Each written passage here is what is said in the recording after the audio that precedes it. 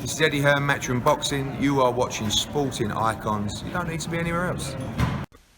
Right, a lot of you guys will probably be aware right now that Tony Bellew and Frank Warren had a bit of a difference of opinion when they were on the TalkSport radio. For those who don't know about TalkSport, it's a British radio station where they talk sport, funnily enough. And it's not just boxing, but it's predominantly football, soccer if you like, and cricket and rugby and all kind of like British sports and Olympics when that's on, all that kind of thing. But of course, boxing was the subject. Tony Bellew was on the show and Frank Warren called in. So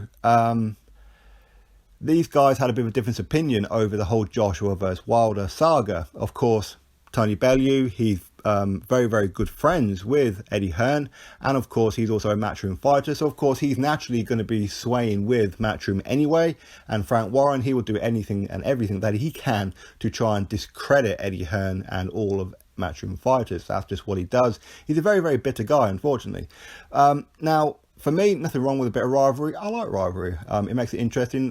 Frank Warren was once upon a time the guy in British boxing for promotional, but he got pretty lazy with it in my opinion, which is why British boxing started to suffer for such a long time. Eddie Hearn came along like a hurricane in the desert. You know, he just went absolutely mad with it all, and of course he can talk to the fans of boxing and give the fans what it is that they want by putting on great shows. Of course he's an arrogant little bugger, of course he is, and that gets right up Frank Warren's nose as well.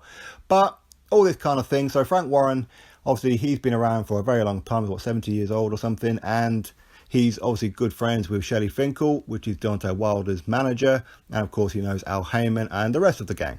Now, every time that there's something about Eddie Hearn, Frank Warren is always going to be dismissive and always negative. Now, in this TalkSport thing there, Frank Warren said that he has seen the contract that Shelley Finkel offered Anthony Joshua. Now, I don't know what the Wilder fanboys are talking about. I haven't seen any of their stuff. I'm staying well clear of it, because it does seem that their whole agenda is anything to do with trying to discredit Joshua or Eddie Hearn any which way they can.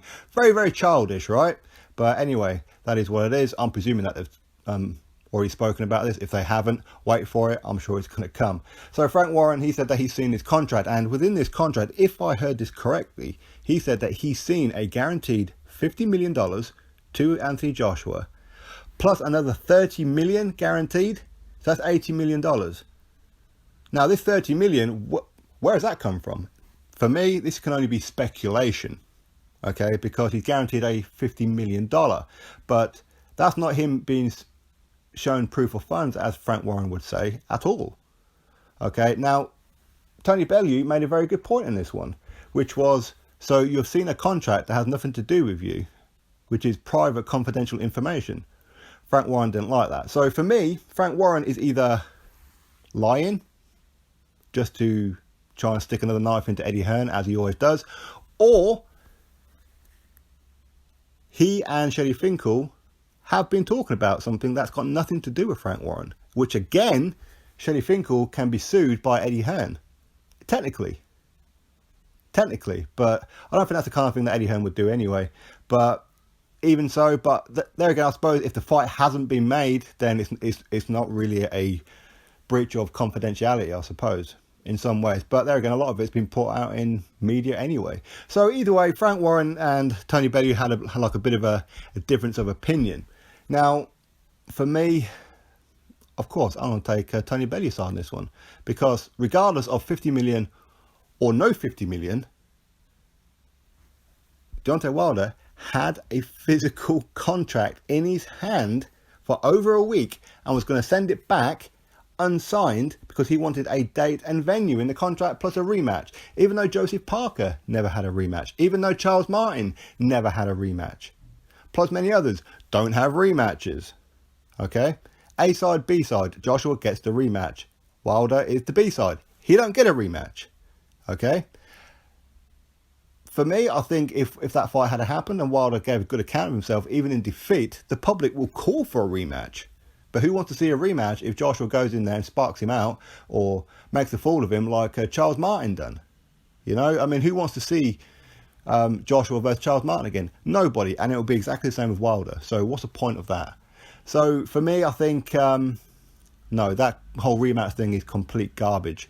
Absolute garbage. Wilder hasn't done anything to warrant a rematch. Okay? Now, don't get me wrong, that's his title, and, and if he is adamant about it, he doesn't have to defend it. He doesn't have to fight Joshua.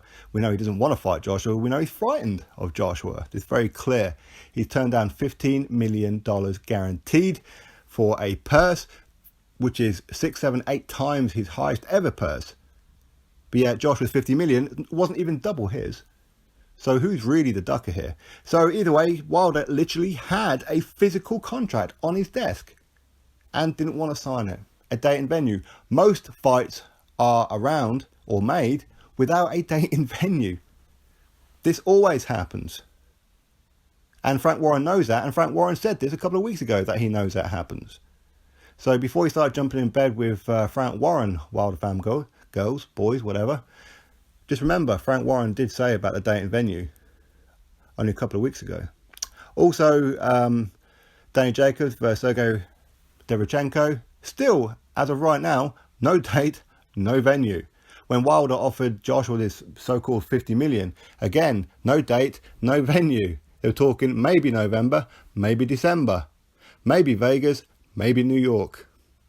Whereas Joshua's one was a 2-week difference of a maybe end of October or maybe early November, but it will definitely be at the Principality Stadium, Cardiff, Wales. Reason for that, again, it can't be in Wembley because the pay-per-view, they wanted the pay-per-view of Wilder and Joshua to be in America. And the only date available was in September for Wembley, which is hence the reason why Joshua versus Povetkin is happening in September.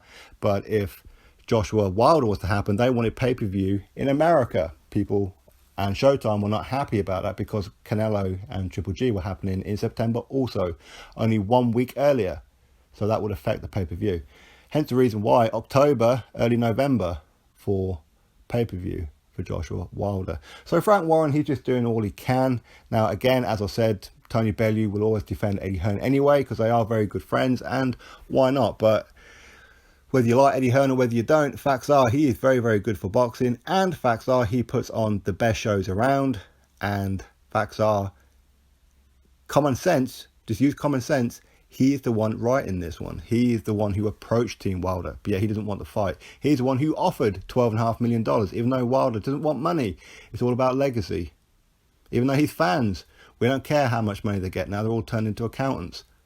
Now they get an improved offer from $12.5 to $15 million. That $2.5 million jump is more than what he got paid against Luis Ortiz, where he got paid 2.1, but he got $2.5 million increase to fight Joshua, so $15 million, and he still refused to sign it. Frank Warren, seriously, man, get back in your box, because you don't know about this and you're just hating. And I understand rivalry, and I hope Frank Warren, and I wish him all the luck in the world, and I hope that he goes on and creates big and better events, which puts pressure on Matchroom and so and so and so. So why? Because we all get better fights, bigger, more nights of boxing, all that kind of stuff. But this hate that you have for Eddie Hearn and Matchroom has got to stop. It's no good for British fans, and you're making yourself out to be a real snidey, bitter old man. There's just no need for it, in all truth. So anyway, I mean, that's pretty much it for me. Tony Bellew is right for me, and Frank Warren is either lying or he's been looking into things that have nothing to do with him. Joshua against Wilder, neither one of these guys are his fighters, so why is Shelley Finkel showing Frank Warren a contract that both Joshua and Eddie Hearn said wasn't sent? And Frank Warren should know what a contract looks like, surely to God. Them just sending Joshua an email saying, you know, we're going to give you 50 million and the fight might happen in November, or it might happen in December, and it might happen in Vegas, or it might happen in New York, the Barclays, and you might get more than 50 million if the fight makes more than 50 million. There's no guarantees for any of that. The only guarantee was $50 million by the sounds of it. But even then, they didn't prove the funds. But anyway, that is what it is. We move on. Joshua is going to fight Povetkin next. Deontay Wilder, don't know what he's doing. Is he fighting Brazil? Is he fighting Fury? Don't know what he's doing. But either way, you can guarantee it's going to be a cherry pick. And it ain't going to be against somebody legitimate that Deontay Wilder will probably lose to, like a Joshua or a Dillian Whyte. Isn't going to happen at all. So anyway, drop your thoughts below. Click that thumbs up. Subscribe. Catch you all on the next video.